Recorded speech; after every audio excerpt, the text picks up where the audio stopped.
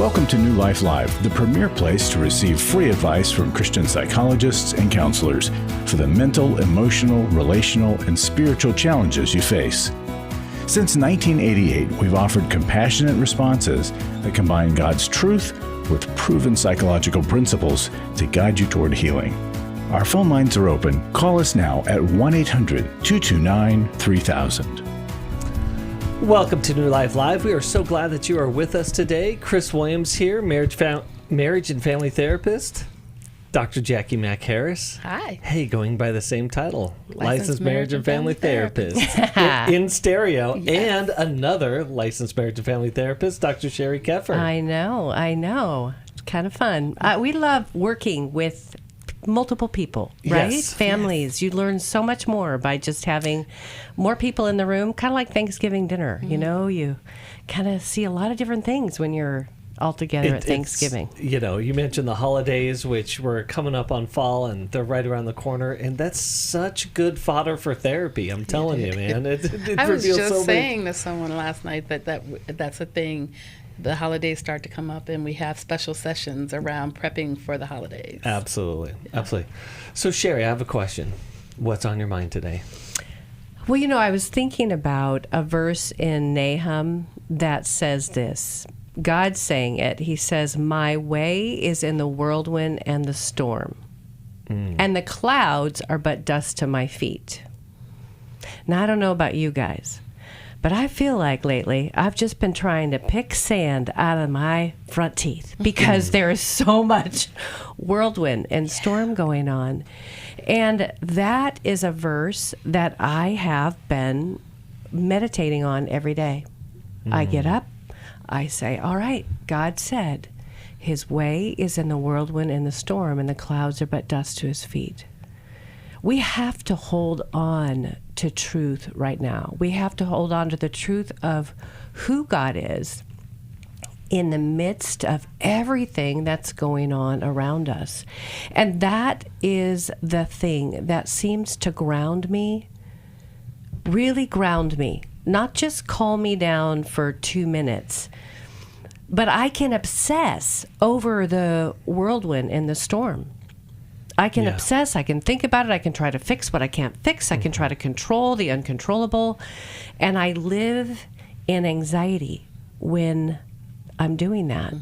So knowing that we have an almighty God who sees the clouds, the storm as dust on his feet helps me from trying to pick out the dust in my own teeth. I don't know. Well, and it just reminds me too, Sheri, two things that hit me hard with that is that holding on to a firm foundation, that we're building our house on a rock as Jesus invites us into, to have something solid when the storm hits. But that verse in Nahum that you quoted reminds me that God is working in the storm. He is. Yeah. We're always so eager to get out of the storm. I know. I don't want this pain, this turmoil, this whatever. And yet he's saying, but that's where I'm doing my best work. Just hold on and go for the ride. Yeah, hold on to me. I got you. I've got you. So that's what I'm doing to ground myself, and I'm encouraging others, and I'm so glad we have you all as listeners. We love you. You are our family.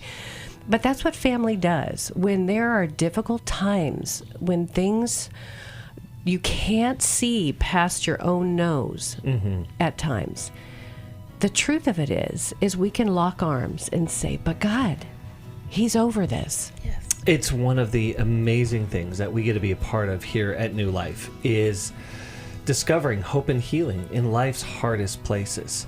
And sometimes we really emphasize the healing, which is critically important, but we forget that hope is its companion that holds hands with healing. And we even know that hope has its own healing mechanism in that. If you are struggling today, give us a call, 1-800-229-3000. Again, that's 1-800-229-3000. We would love to join you in your storm and provide guidance for that hope and that healing. We're going to be back right after this. 5 years ago, I had been in porn addiction, and I'd had a sexual relationship out of marriage. Every day, men struggle with sexual integrity, impure thoughts, strip clubs, affairs, pornography. Find help today at New Life's Every Man's Battle Intensive. That was the first time I'd ever divulged the sin that I had. For over 20 years, New Life Ministries has been helping men regain their integrity and purity through their one-of-a-kind Every Man's Battle Intensive. I found a confidential comfort that was able to put a flame to a start of a healing process. Now the intensive is coming to Washington, D.C., September 20th through the 22nd. Register online at newlife.com or call 1-800-NEW-LIFE and use the discount code NLL to save $50. Thank you, New Life. They're the redeemed, man. Thank you. 1-800-NEWLIFE and the discount code NLL.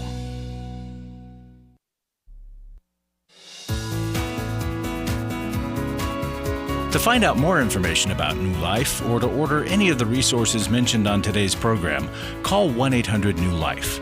Now back to New Life Live. And then, welcome back to New Life Live. We are so glad that you are with us today. And I just want you to know that we are coming up on a really exciting event. It is the Courage to Change Conference. And the early bird rate of $45 ends this Friday.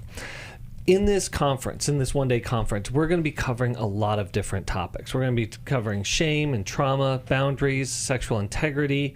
I'm going to be talking a lot about codependency.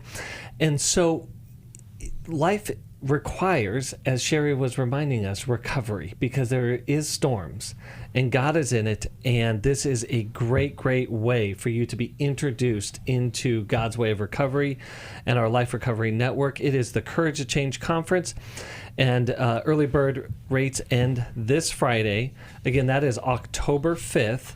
And you can just give us a call, 1-800-NEW-LIFE, to register for that and to learn more about it. With that, friends, let's go right to the phones. We're going to go to Katrina in Riverside, California, listening on KKLA. Katrina, are you there? It's actually Karina. Karina, I am so sorry. Thank you for correcting me on that. So, Karina, thanks for being with us today. How can we help you? Thank you so much for taking my call. No problem. I've been married for over 16 years. We have 3 kids. My oldest is almost 15. She's a girl. I have a son who's almost 13 and a little girl who's 5. My husband and I just kind of wanted to get your advice or, just kind of help us with this. We've been trying to talk to, to the oldest, my 15-year-old and my son as well, about sex. Mm-hmm. We just don't know how to start or how to do it or how to talk to them about it. Yeah. And I know it's something that, it's important for them to hear it from us in a Christian point of view. Yes. They're homeschooled, so I feel like that kind of helps, them hearing it somewhere else. But yeah, that's something that we really are hoping to get some help with. Oh, that's great. Karina, I almost said the Katrina again. Karina, was so glad that you called, because as a father of a 13-year-old and 10-year-old, I'm with you in this dilemma, this struggle, but this really, really important task that we have as parents. So, Sheri, you're dealing a lot with sexual integrity and sexual unintegrity. And but you two are parents, so I'm going to let you go first. Okay. I'm going to be honest, because I really feel like you guys have had to face this on the front line. And so how about you start? Well, I raised my children during the True Love Waits era, and so we did a lot of abstinence talks, and there was a lot of connection that we had to just purity culture, and that unfortunately wasn't helpful for them. It wasn't what? It wasn't helpful for them. Okay. We actually are finding now in some of our, because we still, the good thing about it was that it opened up paths of communication. And so not just my daughters, but the entire youth department, all of those young people know that they can talk to my husband and I about anything. And so it was good in that we opened up doors to communication. We were transparent about our own stories and why we felt God called us to have these conversations with them, and just opened up a space where they could be curious. But we found that what's happened is now we have young adults who did wait, but they didn't get any other information, and now they struggle sexually in their relationships. And what I've heard multiple times is that idea that it's bad, don't do it, that it's bad, don't do it, wait, doesn't go away once you say I do. So we need to find a better way to talk about it. Yeah. And I think that there are people who are doing that work who are looking for better ways to talk about it. Like we were talking about, Jim Burns is writing about that, or has written about that. And so I would just say, just let them know you're there and you want to have the conversation. I'm curious, Karina, as to what your concerns are. What are you and your husband concerned about in having the conversation with them? Meaning, is it that it's awkward? Are you fearful that it's too early? You don't know the right words to say. What's the difficulty? I think it's just finding the right words to talk to them. Yeah. I really don't know how to open up the conversation or how to talk to them. So I would have a day, and I would do it separately with each of them, and I would tell my daughter that we're going to have a conversation, that I'm ready to have the sex talk, and I just want us to plan a day. Do you want to do lunch? Do you want to do dinner? Do you want to do brunch? How do you want to do this? Or do you want to just hang out here on the sofa and just chit chat and make it a conversation? Ask her, what are you curious about? What do you know about sex? And what we did was we told our children our story. People are helped by the word of our testimonies. And so we gave our own testimonies to our kids. And so they know our story. I always say, I'm transparent. Be original, make new mistakes. I've already shared with you mine. You can learn from my mistakes so you don't have to make the same ones. And so you get to decide how much of your own story you want to share, what your concerns are. And then I go to the Bible stuff. But first I want to go to the relationship stuff. What is your relationship with your daughter? Where is she right now? Sometimes parents come at their kids about sex or drugs as though they're accusing their child. And really, this is just some time for curiosity. Where are you? What are you thinking about? What's on your mind? What are your friends doing and saying? I was also carpool mom. And so if you get the benefit of being carpool mom and you have a big car and their kids weigh, and we got 7 seats, you learn a lot of things. So learn to listen. Learn to listen without interrupting and flipping out. And so you can gain that information, and also gain standing in the lives of those young people as someone safe that's not going to lose it every time they share something scary. Yeah, I think that's really good, because Jacqui, we had a similar experience. Not that we were raising our kids, but in the attempt to engage in integrity and purity, I think we just went a little bit too far in with the fear, the shame, and letting our young people know what sex is not, right, rather than letting them know what it is. And trying to eliminate some of the shame, but being a little bit more positive about the messaging. But Karina, here's what I've discovered: it's awkward.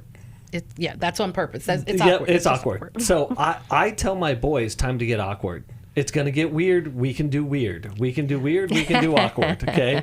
So because it's too important to let weird and awkward get in the way of having this guidance and having this transparency. And I think one of the things that I've had to learn the hard way is that I don't want to impose my struggles or experience on them. Because oftentimes I'll let fear be the driver. And so, but they pick up that fear, or they can even pick up that shame, and it will cause them to close up rather than open up. And then they stay closed up even in their marriages. Yeah. And one of the things that I want to try to do, and I'm attempting to do, is that not have the sex talk, but have ongoing conversations. And then the first thing that I try to do is introduce it as a relational issue, and then talk about development, talk about their bodies, talk about what's going on, have them ask questions, that sort of thing. And then the other thing that I do, Karina, is exactly what you're doing. I look around me and I see parents who have raised their children well, and I ask them, what did you do around this topic? And so my wife and I will reach out to friends and to mentors. And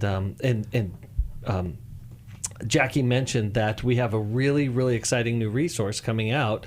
It's coming out here in a couple weeks, and it is Jim Burns' new book, The Student's Handbook to Sexual Integrity. And I think that that'll be something that will be able to help. So be on the lookout for that resource. I think it's also helpful to have open conversation with your partner as well. Yeah. And so that when you do have those hard moments or those awkward conversations, you have each other to go to. Yes. There were multiple times where my husband ended up being the one having the conversation, always thinking it would be me because I'm the female. And I would be at work or somewhere and something would come up. Yeah. Like, can I get my tongue pierced? And that became a conversation. I was like, well, let's talk about that for a while. And so it was an awkward conversation, but it got to be something that at 32 and 30, our kids still talk about how easy it was to have the conversations. Weird, awkward at the time, yes, but now as adults, they look back and go, they're grateful that they had parents that would be open and honest with them. Yeah. And I'm just listening to you both, and you're right, Chris. I live and do a lot of work in the area of sexual integrity and pornography and all of that.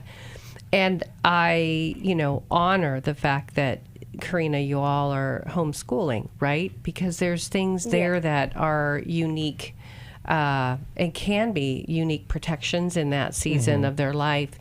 And then we've got folks that are listening right now that have kids that are not homeschooled, right? That are in public schools or in places where there's lots of other kids. Because even homeschools, there can be a lot of commingling, right, with other homeschools.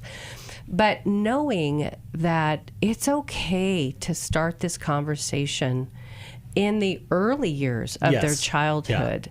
I mean, truly, and I would say in the public arena, like by the time they're 13 or 15 in public schools, they already know what sex is. Yes. They already have, there's sexting going on, which is sending body parts to each other. There's pressure, there's sexual acting out that happens in the bathrooms. I mean, we have a very sexualized culture. So as Christians, knowing that it's okay, as you mentioned, Chris, to start the conversation earlier about their bodies, about the development, about what's going on. To your point, Jacqui, is to just make it a part. You can start, like earliest that you guys would say you can start talking about sex with your kids. What would you guys say as parents?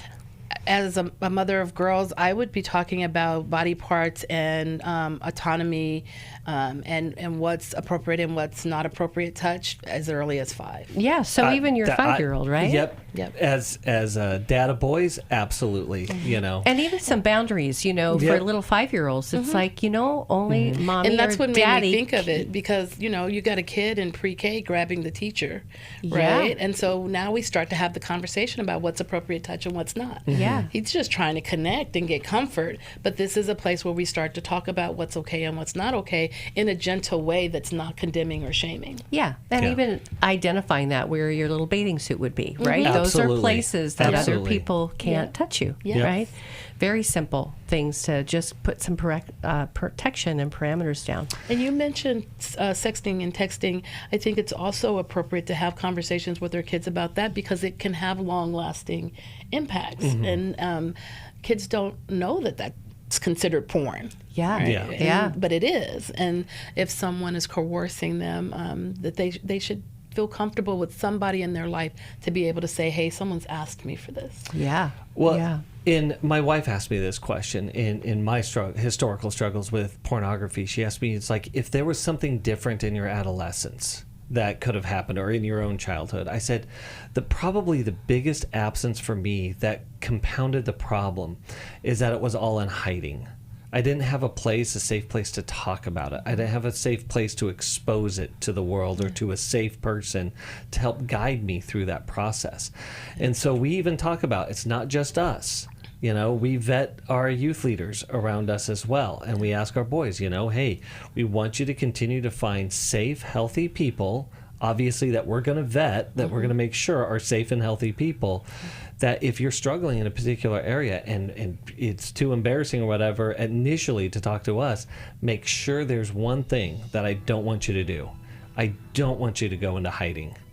It only gets worse from there. Yeah. And so helping our children get more and more comfortable with it. Reminder, Karina, it's for you and your husband. It's awkward. Get awkward. You can do it. And have Life the courage. is weird. Be weird. It's yes, okay. That's right. And I just want to share one more resource. It's Parenting in the Digital Age. Yes. It's out there right now. It's a conversation about pornography, and there's a little contract in there and stuff, so that's something they can pick up today. I know we're all waiting for Jim's book. Yes, it's gonna be good. Well, and we're going to send you a copy of How We Love Our Kids, because that also helps open up these conversations That to make them comfort more, circle. yeah, to help them be, you know, just more comfortable, more safe and secure in having difficult conversations. Karina, we cheer on you and your husband and this task. We thank you so much for your call, because we know that you're not the only ones dealing with this issue. Sure. We're going to take more calls right after this. When you give to the New Life Scholarship Fund, you're giving someone hope for a brighter future. I was kind of in the closet and hit with my struggle. Your donation really made the difference, especially in my situation, because I would have getting laid off from my job. At the New Life Intensives, hurting people are able to begin a new path towards healing and freedom that has an effect on all of those around them. I think the people who support New Life financially are people that I'll never know. You know, I'll never be able to thank them personally for the gift that they gave to us. Their giving saved me, my husband, and our family from being torn apart. To help hurting people to connect to the help they need, make your gift to the Scholarship Fund at newlife.com or by calling 1-800-NEW-LIFE and specifying scholarships. Someone called and sponsored me to come this weekend. Whoever that is, just know that you saved a life. Literally, you saved my life. 1-800-NEW-LIFE. Club New Life changes lives. You guys came along into my life in 2022. That was a really, really difficult year of my life. You can help New Life Ministries provide Christ-centered hope and counseling resources to thousands of people by joining Club New Life today. I began to really process a lot of things that I've needed to for a long time, and y'all were a very big part of that. When you sign up to support us monthly through Club New Life, you'll make a difference in the lives of individuals and families with godly counsel and connection to help. I came out of it having never experienced anything like that, and y'all were there. Join today and help continue the message of hope to a troubled world. I knew I had to keep going, and I joined Club New Life, and y'all have been the resource that has now been a light for my wife and I. Go to newlife.com/CNL, and together we can help hurting people find help and hope in life's hardest places. Keep doing what you do, because it makes a difference. newlife.com/CNL.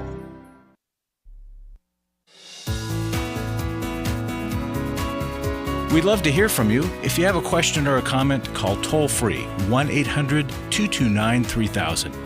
Now back to New Life Live. Welcome back to New Life Live. I just want to remind everyone out there, we just got done talking about the sex talk with our kids. And one of the things that we know and why this is so important is because our sexual brokenness is pretty profound and deep, and it can be unbelievably damaging. That is why we have Every Man's Battle. I tell guys all the time, don't wait. It's like, when, it's not the right time. I'm like, it's never the right time. The only time to get help for it is right now. This weekend in Washington, D.C., we have Every Man's Battle. I want you to be able to get there, get in, get engaged. If you're struggling with this right now, it's like, hey, Chris, this is too early. I don't have time. Listen, you don't have time for any more acting out in your life. I guarantee it. And just ask your wife if you should go now. Yeah, right? I guarantee you Yes. she'll give you her vote. Yes. Say absolutely. Absolutely. Yeah. Move mountains to do it. So go to newlife.com. If you enter in New Life Live, the initials NLL, you'll get $50 off. And I just want to give a final push for this weekend for Every Man's Battle, because it is so critically important. We're going to go back to the phones. We're going to go to Troy in Lake Village, Arkansas, listening on Sirius XM. Troy, how you doing today? Oh, I'm doing pretty good. How you doing? I'm doing well, man. Talk to us. What's going on?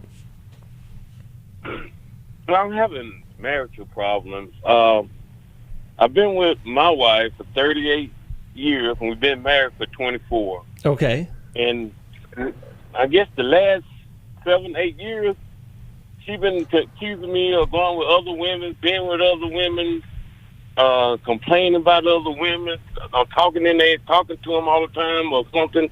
And it's not true. I'm not unfaithful, and I've never been unfaithful for the 24 years we've been married. But she just seemed like now she just nagging me, accusing me of going with other women, being with other women. And if I go to the store, I'm talking to a woman, or if I go anywhere, if there's a woman there, she upset and accuses me of them, and I don't even know them. Troy, you said you've been faithful for the 24 years of marriage. What about before marriage? You guys have been together 38 years. Not before marriage. We both, she did, her thing, I did mine, but we was, but once we got married, we just cut everything out, just me and her. Did she cut everything out too? Yeah. Because sometimes people are anxious because they've had some things go on for themselves. And so when she goes out, do you feel the same way? No, I don't feel the same way. I feel like, we're human. You're going to speak to people. You're going to say hi to people. You're going to see old friends. If I see old classmates, I got to walk past them if they're female. And, if I don't, I say something to them, you know her, or you been with her, or something. No, that's an old classmate, even co-workers. If they're female, she just don't accept that. So I'm going to dive in here, Troy, and I just want to ask a couple questions if I can, because I can appreciate you saying I'm not unfaithful. But let me tell you something that is really, we've been talking about wacky here since we started the show. Something really wacky about women is they have this uncanny intuition, and they can actually pick up on micro movements in relationships. It's like their gut instincts. There's these things that happen, a look, maybe, noticing a woman, gazing at her, and they begin to pick up on that and start feeling threatened or unsafe. And I've talked to a lot of guys because I work with a lot of men who have problems in their marriage for this very issue, right? And so as you're starting to peel the onion apart and all the layers that happen, one thing often comes up, and that's an area of lust. That's an area of being with a woman, looking at her. And there's a ton of guys. I mean, Chris, you just mentioned every man's battle. But there's a ton of guys that will say, I'm not unfaithful. But what they're doing is looking at pornography. And they don't see that as body part inside body part. So they will say to themselves, I'm not doing anything. I'm a straight guy. I'm faithful. But actually, the pornography is an affair of the mind, and the woman, the wives pick up on it, and they feel very unsafe, very nervous about that, and so they try to bring it to the husbands. And then it's minimized. It's pushed back. They may not know even about the porn, but they're picking up on all those movements that the porn produces. Yeah.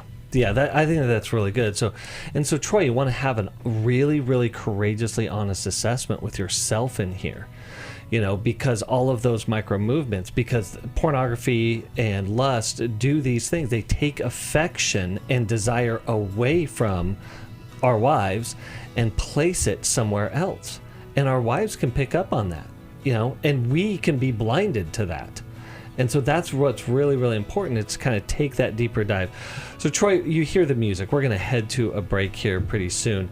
And we're going to continue with you. We're going to give you some direction in your marriage moving forward. But as I just mentioned, again, Every Man's Battle this weekend, Washington, D.C. Go to newlife.com to get registered to that. And we're going to be right back right after this.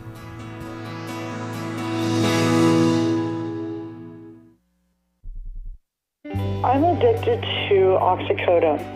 I've been on oxycodone almost 3 years. Addiction affects millions of people every year. I've been on it for a long time, and I need to get off. New Life can connect you with some of the finest Christian inpatient treatment programs in the country that work with people from all backgrounds and beliefs. First, it was for back pain, and I was on it for a long time. And then I currently just had shoulder surgery. If you or a loved one is struggling with addiction to illegal or prescription drugs, alcohol, or dealing with an eating disorder, it's time to seek treatment. Call us today at 1-800-NEW-LIFE. We have partner treatment centers all around the country. Alcoholism and drug addiction is a family disease. It doesn't affect just the individual. Call 1-800-NEW-LIFE. That's 1-800-639-5433 or visit us online at newlife.com. 1-800-NEW-LIFE. I was sort of vaguely familiar that the 12 steps had some origination in the Bible. I found Life Recovery, and one of the things I liked so much was that it had such a broad appeal. It wasn't limited to just alcohol or drugs, that it was addressing a wide range of problems. At New Life, we believe everyone can benefit from a life recovery experience. There are life recovery groups all over the country. They take place online, in conference calls, and in person. And if there isn't one in your area, we can help you start one. We have startup materials, leaders' guides, CDs, Bibles, and more, all with discounts available for groups. Call us at 1-800-NEW-LIFE and ask for Terry Ward. The 12 Steps have long been a great help to people in recovery because much of the 12 Steps' power comes from the fact that they capture principles clearly revealed in the Bible. The 12 steps is really a pattern for all of us as Christians. Call 1-800-NEW-LIFE. That's 1-800-639-5433. We're glad you joined us for New Life Live. To be a part of the program, call 1-800-229-3000. Now back to New Life Live. Welcome back to New Life Live. We're talking with Troy. Troy, you're mentioning that your wife is really struggling with a lot of fear and insecurity and jealousy around your relationship. You'd heard from Sheri, myself. What are your thoughts? Want to hear back from you. Well, I'm not really looking at no pornography or nothing like that. Nothing. Only thing nothing unappealing. To my wife she's still appealing to me, but I don't understand. She thinks I'm out messing around with other women or attracted to other women for some reason. Yeah. Well, here's what I'd want you to take very, very seriously.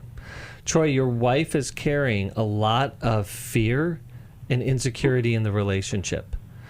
We don't know exactly where that's coming from, but it won't be solved until we know where that's coming from.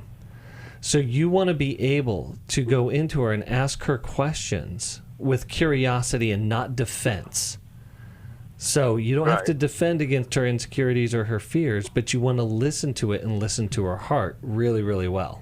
And you know what's so weird, Troy, is having this go on, there is a problem, right? And sometimes as therapists, you know how we feel? We feel like we are half like Sherlock Holmes detective, and then we're half like some kind of a person in a hospital that's trying to do an MRI machine to look into deeper places. And it's crazy. I can sit in a session and have a wife and husband tell me completely opposite stories about what happened just 4 days ago. And I can see why you're feeling spun out. We've had cases where, right, you were sharing one where the wife was actually having an affair. And the husband didn't know, but there was all these projections. I mean, so it's crazy. And sometimes when people are in that much chaos and disorganization, they are splitting, and they're not even seeing that it's them. And so I think that intimacy in marriage could be really helpful for you and your wife to come together and really get some help getting that stuff out in the open. And the book, How We Love, will help you with the communication piece. She's trying to tell you something, whether she's doing something and projecting or whether she is telling herself a story that isn't true. She is still experiencing it as real. And the conversation, I think, is necessary. So, Troy, here's what we're going to do. We're going to send you a copy of How We Love. And, excuse me, I want you to get you and your wife to get registered for the Intimacy in Marriage in Dallas on October 25th.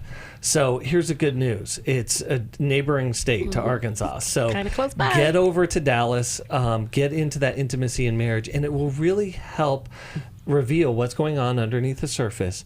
And the most important thing that I see all the time is that we want to build security on trust in relationships, and that's going to require some transparency. And so get some help in doing that. Learning that there are different perspectives. Being an intimacy in marriage intensive, you will see other couples. Your wife will be there with you with other couples, and you guys might hear your story being told by someone else.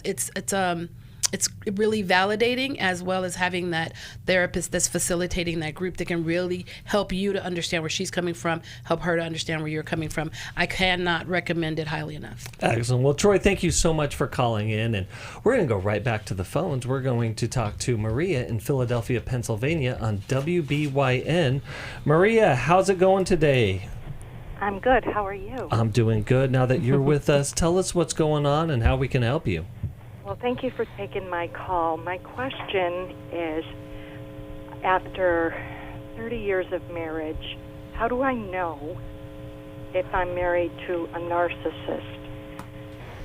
Well, let me ask you the question. What caused you, what's inside of you, or what are you experiencing that makes that a question for you? I'm confused. Okay. I'm constantly feeling like my head is spinning as to what just happened. Something will happen. I will question what happened, and it comes right back at me. Well, I did this and I did that, and So Maria, if you were to bring up an issue of concern to your husband, what you experience is that issue will either get flipped back on you, or that you will be questioned about your experience of the issue. Is that correct? It usually starts by flipping it back on me. Okay. And then I get upset, and then the next response is, well, see how irrational and overreactive you are? This is the problem. You always flip out. Okay, Maria, so when you bring something to him, you're upset and you have in mind what's gone on, and you tell him, and his response to you is kind of defensive, and he's telling you all the things that you do, and now it's something you must have made that if you hadn't done that, this wouldn't have happened. And then you said you're upset. When you're upset, is this like yelling and screaming, dysregulated? Can you hear his answer if he were to give you a clear, straight answer, or are you at that point so flooded that you need a particular answer? It takes more than that to get me flooded and flown off the handle. My first reaction is, we need to talk about what just happened or what happened yesterday. I don't like what happened because of XYZ.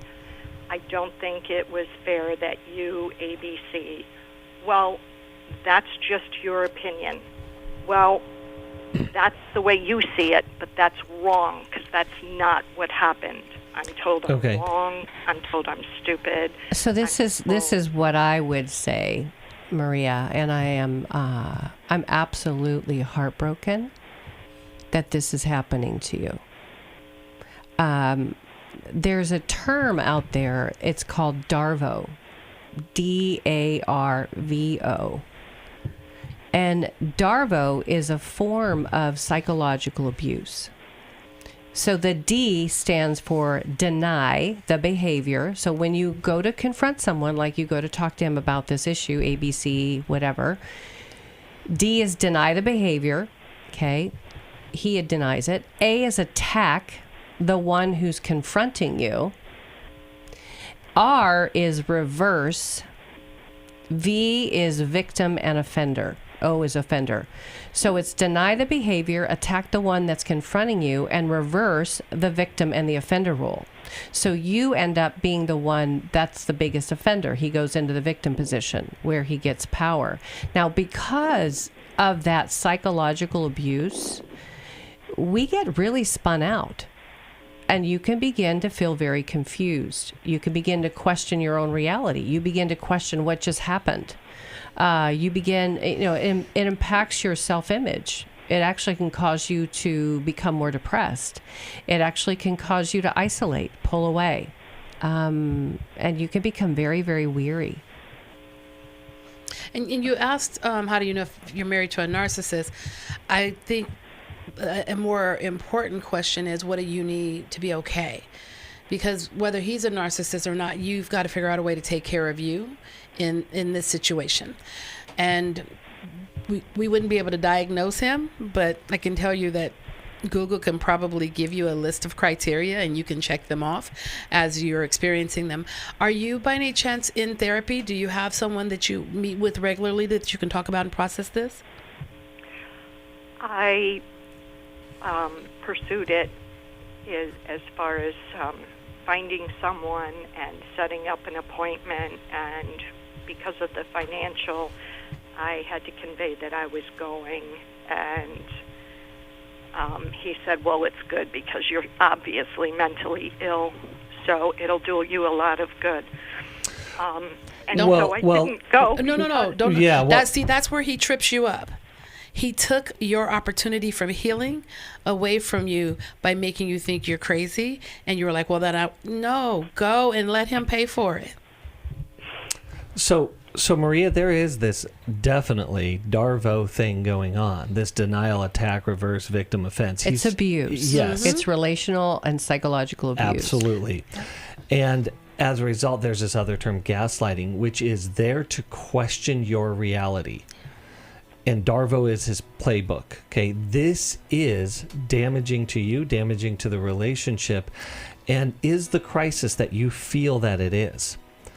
And so, to Jacqui's point, I think you need to keep going on your healing and health journey, and then learn to set boundaries. We're going to send you a copy of The Emotionally Destructive Marriage by Leslie Vernick.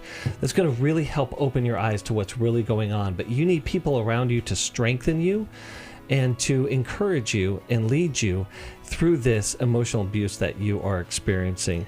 Maria, we thank you so much for calling in today. We hope that is very, very helpful to you. We're going to be in studio for a couple shows. Give us a call, 1-800-229-3000. Again, that's 1-800-229-3000. We all face days where life throws us a curveball and our routines or plans get disrupted. Things we wanted to do are forced to take a backseat to the unexpected demands of the day. If you normally listen to New Life Live on a radio station, well, you might not be able to that day.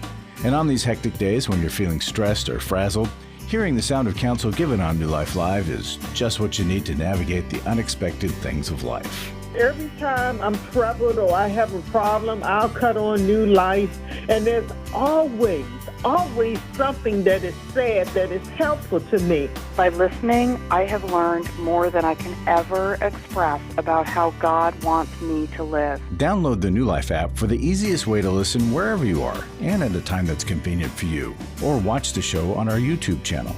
You can even subscribe to our podcast from your favorite podcast provider. You never have to miss a day of New Life. Wherever you are, we are. Hi, this is Stephen Arterburn from New Life Ministries. We know that Christian counseling changes lives. We hear evidence of that every day. My relationships with my husband, with my friends, with my family are much richer and deeper and honest particularly my relationship with God. I see him in a more accurate form and begin to trust him more.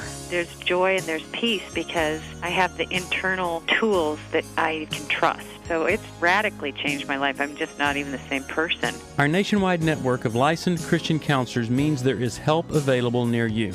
Take the leap, jump in, and go for it. It's changed my life completely. You don't have to be stuck where you are, but you can't really expect to change unless you take action. Call us today at 1-800-NEW-LIFE. It could be the start of a whole new life for you. Christian counseling works, and we can help. Call 1-800-NEW-LIFE today. Someone who cares is always there at 1-800-NEW-LIFE.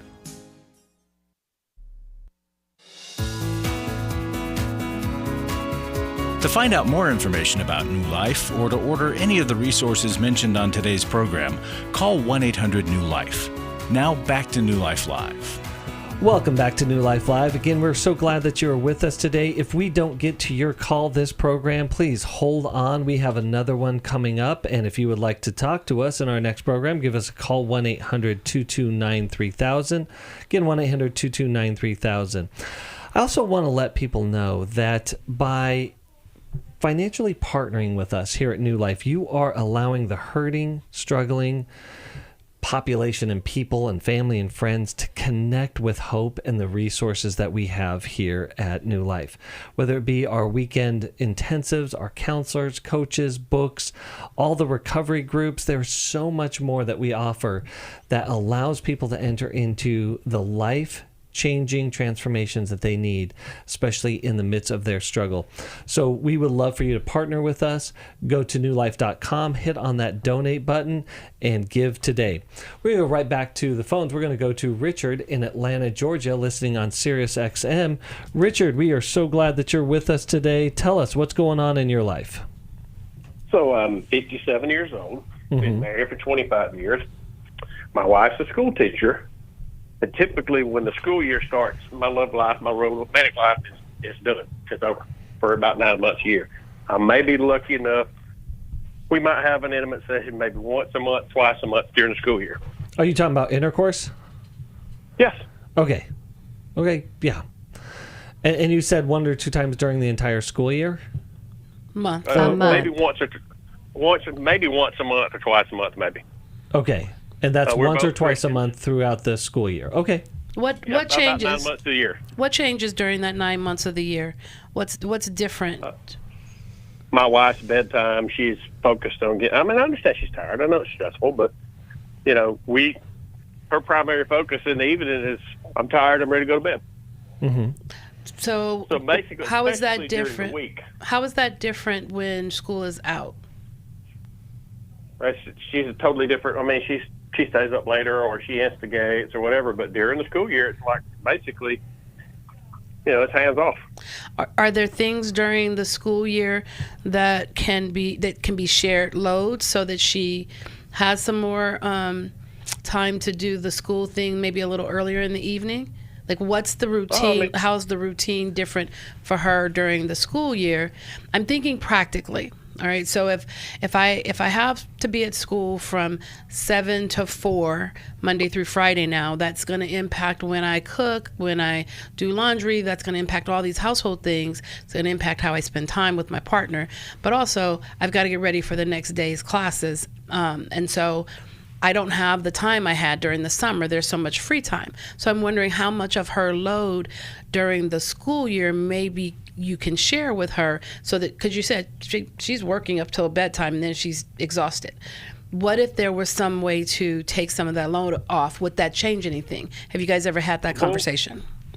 Yeah, I mean, we've done some counseling before. I do a lot of the cooking, the laundry. I mean, we split it up pretty well. It's pretty evenly split. Mm-hmm. Okay.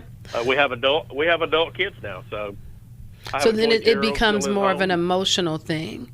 So it's not a necessarily task, but her emotional focus shifts. We're both Christians. I don't have any interest in anybody else. No, and we're not even saying that. What we're trying to figure out is, on the weekends, are you asking her, are you making breakfast in the morning and sitting and looking at her across the table and saying, I am so proud of you for how hard you are working with this school year. And what can I do to make your Saturday better? Yeah, because you mentioned your romantic life ends, and romantic life and sex life are different. And so I wonder if there were more of a romantic life, if that might change the desire. I've tried everything I can think of for about 2 decades now. This is basically a 2-decade-long dispute. And we've been to some counseling. I have discussed it every way from lovingly to highly agitated, every way in between. So, Richard, I just have a quick question.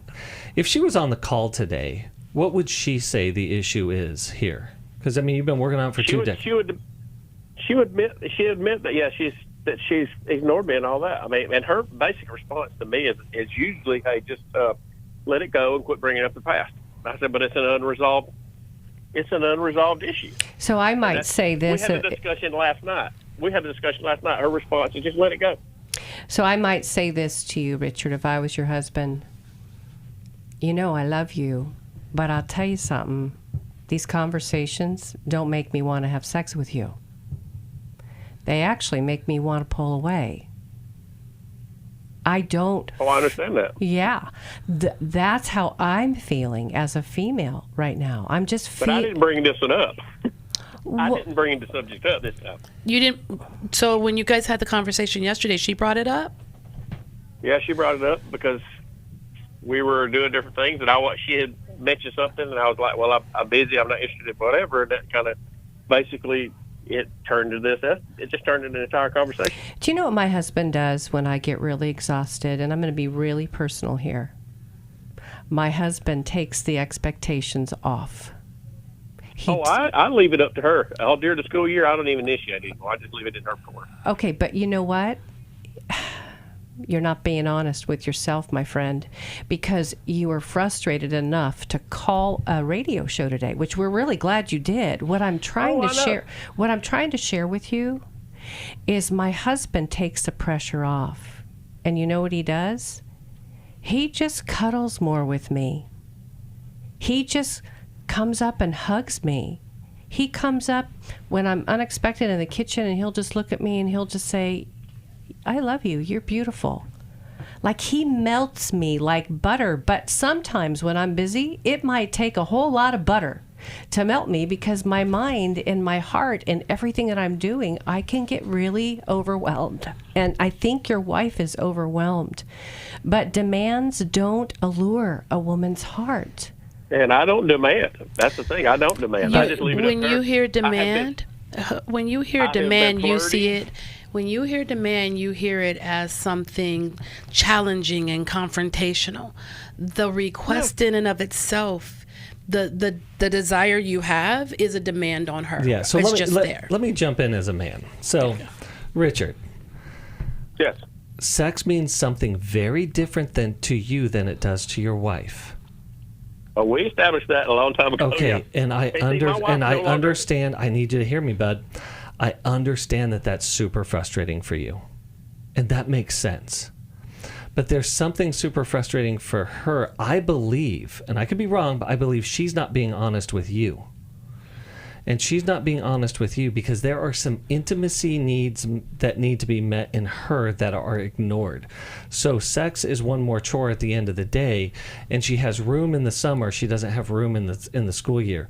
I would love for you guys to be able to discover greater intimacy, including and especially non-sexual intimacy that Sheri was alluding to, so that you guys feel more connected, nurtured, supported, and less frustrated. But there is I initiate trips. Hold on. Richard, you're not even hearing me, dude. You're getting defensive, man. Oh, I'm not. I'm sorry. Hold I'm not on. defensive. But listen, you got to listen. Even the I'm not was defensive. Listen to your wife, okay? And maybe think about coming to our intimacy and marriage workshop, because you might find out some things about yourself that you've never really considered before. And some things about your wife, because I agree with what Chris said. There's some things that she is not being honest with you about. 70% of married women have never experienced orgasm sexually, and they're not happy. So there's so much more here, Richard, and we want a really, really good marriage for you guys. So check out our intimacy and marriage workshop. We're going to send you How We Love. We thank you so much for calling in, because we know that many people struggle with this. If you're waiting to talk to us, stay online. We got another program coming up. Thank you for being with us today, and be well. Thanks for listening. We hope this program has helped you by giving you insights for handling the challenges you face in your life. We want you to know that we're here for you, but you also need to know that New Life Live is a listener-supported ministry. To make your donation or to get any of the resources mentioned on today's program, call 1-800-NEW-LIFE. That's 1-800-639-5433, or write to us at New Life Ministries, P.O. Box 1029, Lake Forest, California, 92609. Please join us again tomorrow for New Life Live.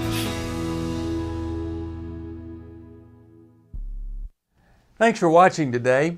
We love helping people. I hope you sense that. And we know that there's always hope if you find the right resource.